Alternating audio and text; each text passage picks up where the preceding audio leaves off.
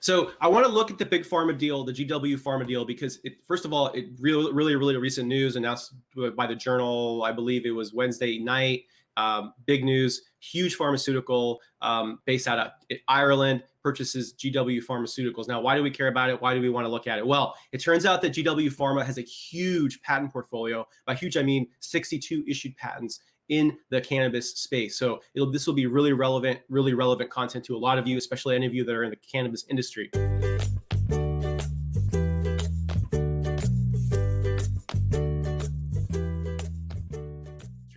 Now, some of you might know GW Pharma because they were big in the news because they recently, within the last couple of years, released an epilepsy drug that was based around cannabis and had cannabis in as one of the active ingredients. And so they got a lot of attention for that. And again, what I want to do is I want to do a deep dive into their patent portfolio. Now, we're not going to go super deep, but I want you guys just to get a sense of the kinds of patents that they have. And in the process of doing this episode, you're also going to learn about strategies for how you guys can sieve through a company's patent portfolio that might be of interest to you and try to gather some useful information and hopefully be able to get a better sense of what intellectual property a company owns. So we're going to start from the top. I'm going to show you guys how you guys can do this on your own. The first things first is I'm going to go ahead and share my screen. Okay, uspto.gov. That's where we go. Start with uspto.gov. And then what you're going to want to do is you want to click advanced search. And once you've done advanced search, what you're going to want to do is you're going to want to search for GW Pharma. If you do, so in order to do a search here, what you're going to want is you're going to want to search by ASINE, which is AN. Now, if you don't know these codes, not a problem. Just scroll down and you'll actually find out that AN stands for ASINE, and it is right here.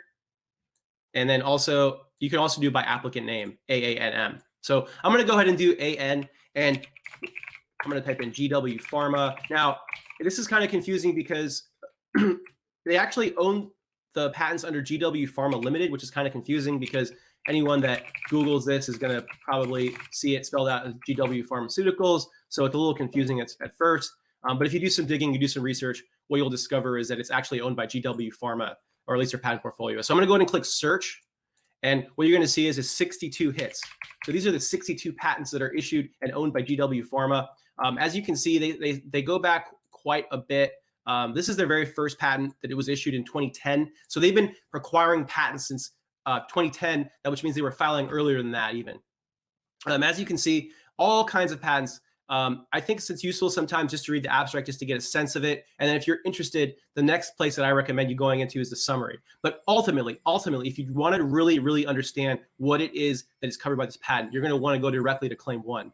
So in this case, it's a liquid pharmaceutical formulation, and then it sets forth various weights. And this particular example, as you can see here, this particular claim is covering water content of less than 5% of the formulations package as a spray, okay? And then the spray, though, comprises THC and CBD. And so as you can see, you can quickly get a sense just by even just doing a quick scan. You'll get a sense, start getting a sense of the type of patents that are owned and the types of claims that are covered by a particular company. So as you can see, this one in particular is a spray. Now let's go back and let's take a look at some other really interesting patents. The one that is super sexy that a lot of you, I'm sure, probably already know about, or if you don't know about, you at least know from headline reading, is this one right here. This is actually, there's an earlier one, but it's on the treatment of epilepsy right here.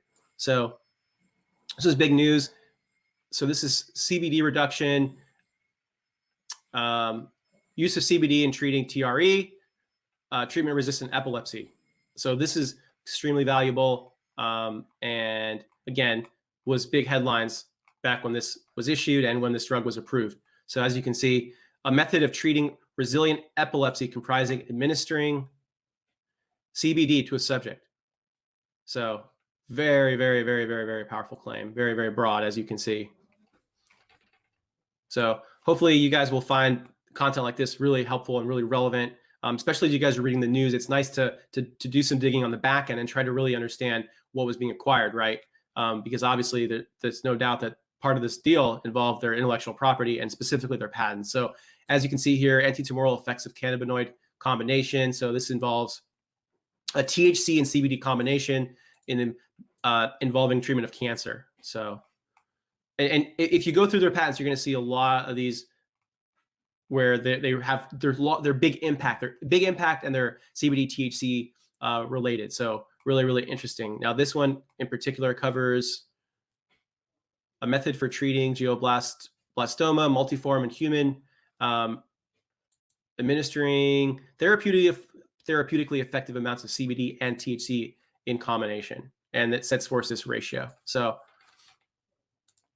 very interesting. Now I don't want to go into every single one. I'll bore you, but I want to just give you guys some pointers and some high level ones that you might want to check out in more detail. This one involves dose dispensing systems. Now let's see if we can see some interesting images, but this one actually is a dispenser. So let's take a look at this particular patent. So as you can see, this is a dispensing system for actually dispensing. Let's see if we can find some images. So as you can see here, so it looks like it's dispensed through that opening 14. Pretty interesting. So again, you can learn a lot just by even scanning. You get a sense for what it is this patent is covering. So this is about selectively dispensing. So it's going to receive input data from a user, and then dispenses what's inside the cartridge. So pretty interesting. Let's take a look at some other patents. So these, a lot of pharmaceutical combinations, those related to cancer treatment. Here's one on treating constipation, cancer-related pain and constipation. Again, also involving CBD and THC. And again, they have this 50-50 ratio, so 50% CBD, 50% THC. And again, these claims that they have super broad. So here it's a ratio by weight, 10-1 and 1-10. Now this is CBDV. So they also have variations for patents covering other types of cannabinoids, not just CBD, not just THC. And again, they have a whole slew of patents around this treatment of epilepsy. So atonic seizures. And again, these claims, super broad claims. As you can see, these are all the printed publications that are related and considered prior art. So again, this is super heavy, a lot of prior art in this space. So it's impressive that they were able to get these patents allowed. And so that's kind of my point also is that as that Jazz, I mean, no doubt they must have looked and said, hey, wait, they have 62 patents covering all kinds of applications of CBD, THC, and other cannabinoids. So this also sets forth weight percentages, again, also involving CBD and THC. So this is it. Looks like this is the most recent one. This is a pharmaceutical formulation. They have a lot of these patents. So these are administered by a pump action spray. So, and this is relevant to the very, very first one that we saw. So again, 62 patents. That's actually, I just realized there's actually 12. There's actually older ones too. So I think I said 2010 was their first one. Way off, actually 2004. So they've been actually around for a long time. So again, that's GW Pharma, 62 patents. You can see why this might have been a really, really valuable target. Of course, the takeaway is patents can be extremely valuable assets that can create and can be appealing to if you're trying to be a possible target for an acquisition. Having a solid patent portfolio might actually help you in that, because potential buyers might be interested in not just purchasing your actual know-how and your assets, but they also might be interested in purchasing your patent assets and your intellectual property. Something to consider, especially if you're trying to be a possible target, or if you're interested in possibly going public. It's really valuable to have this really, really solid patent portfolio. Hope you guys found this episode helpful. If you have specific questions about intellectual property, send them to victoria@adibiip.com.